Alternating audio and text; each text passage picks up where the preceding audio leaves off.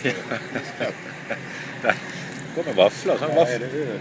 sånn vaffelmaskin. Det er ølmaskin, Karl. Ja. Softreis. Ja. Da anbefaler jeg at når dere tar toget nedover, så finner dere vognen nærmest Buffeten. Ikke så langt å gå. Det er en pine å gå gjennom toget. Det er alle de knappene du må trykke på for å komme inn. Ja, tenk på alle de. Nei, jeg tror muligens det kan bli en liten blund på veien nedover. En gang så reiste jeg inn til London, og satt jeg på en sånn her klaffsete. Så det var så fullt på toget. Og en sånn klaffsete rett utenfor toalettet der, og så jeg inn og kjøpte meg 3-4 pils, så hadde jeg stående der.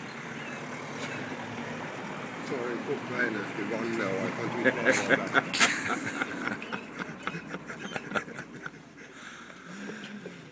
Ja. So fucking good.